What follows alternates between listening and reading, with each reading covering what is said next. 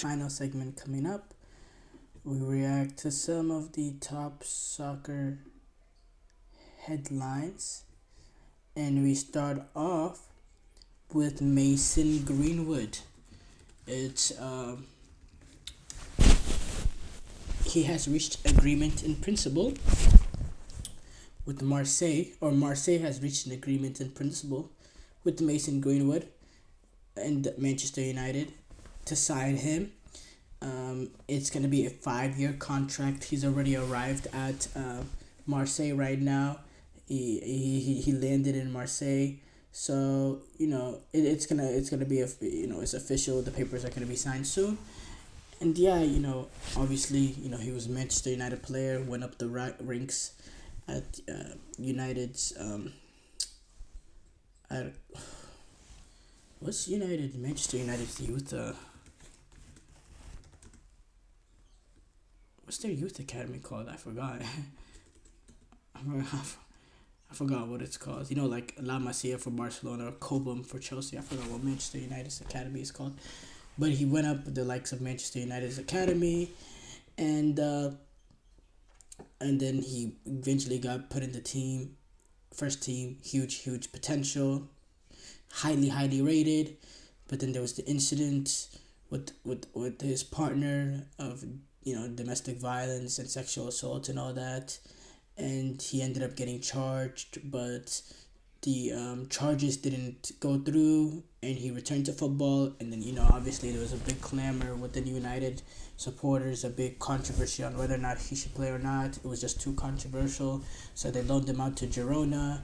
He had a decent season. Now he's back at United, but then United are gonna sell him off, and it's official. They have sold him to Marseille, and it's a chance for him to restart his career and really be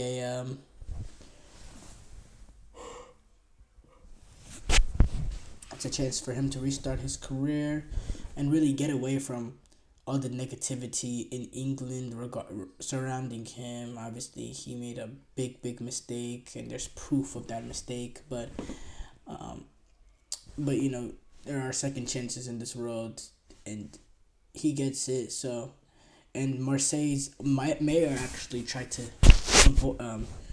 prevent this chance from happening. Marseille's, I guess, ignored him because they're still going through with it. And respect to Marseille, actually, honestly, because there's pressure coming from an official, city official like the mayor. That's a big pressure, but don't let political people bully you into a decision when you're a football club. I think political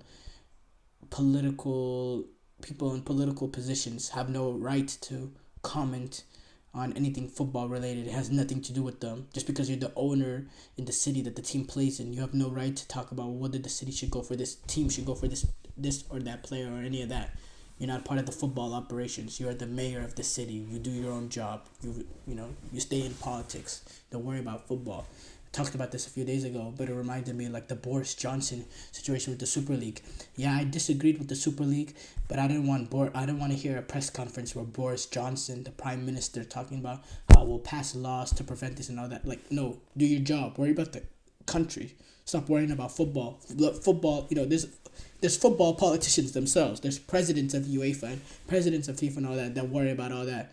Don't, stay in your lane. I really bothers me when politicians try to use their power to have a say in, anything when it comes to sports. Really, they really need to stay in their own lane. So I'm happy Marseille didn't,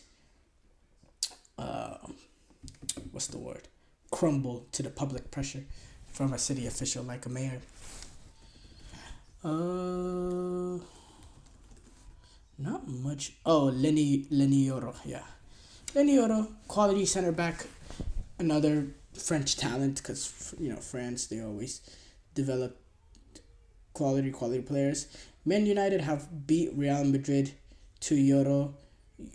He's gonna be signing a 5-year contract with Manchester United. He's actually undergoing a medical already. Yoro has said yes to Manchester United. It's basically done.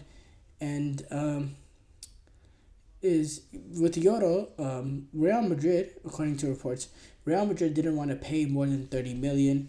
PSG didn't want to pay more than 45 because he's an 18-year-old that's going to be free in 1 year.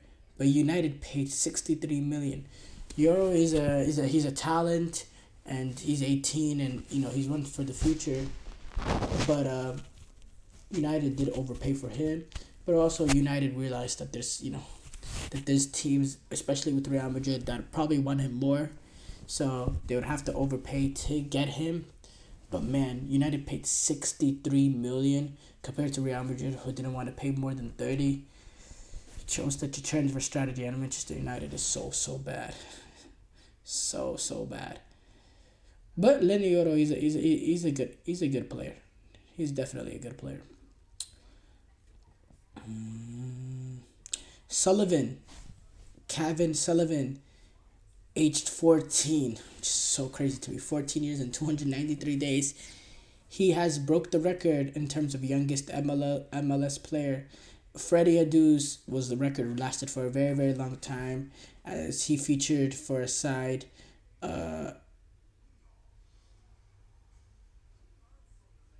When Freddie Adu took for Philip Freddie Adu, he took the field as a 14-year-old a while back, but I believe I forgot how old is he actually, but Kevin Sullivan broke it when he featured for Philadelphia Union this past Wednesday or yesterday.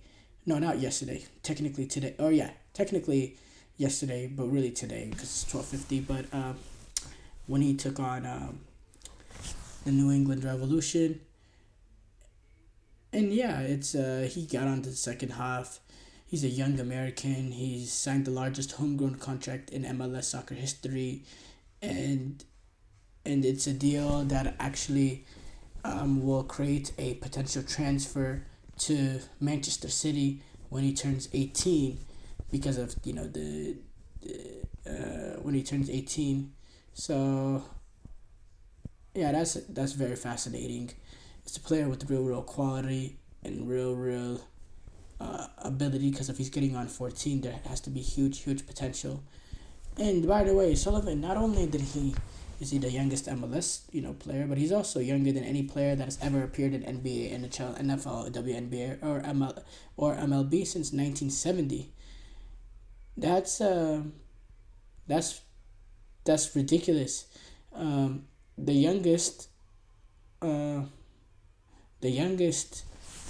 to done in all of those league since 1970 was actually Bynum for the Lakers in 2005 when he was 18 years and 6 days.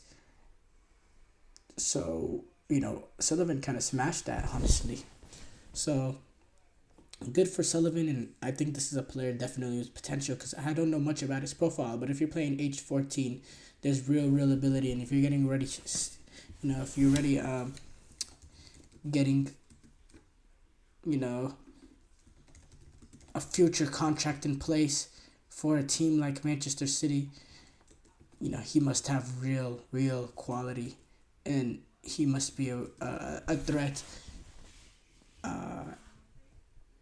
If Manchester City are swooping in with him being that young. And there's also a added element with this player being American.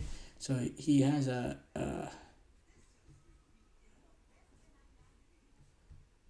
believe,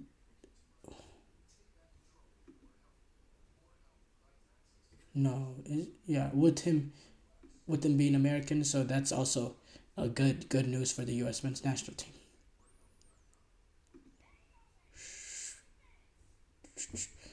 Thank you for tuning into the GSMC Soccer Podcast, brought to you by the GSMC Sports Network. Your support means a lot to us, so please remember to subscribe to the show and leave a positive review. It really does make a difference. We also invite you to follow us on Facebook, Twitter, TikTok, and Instagram for more content and updates. Thank you once again, and have a wonderful day.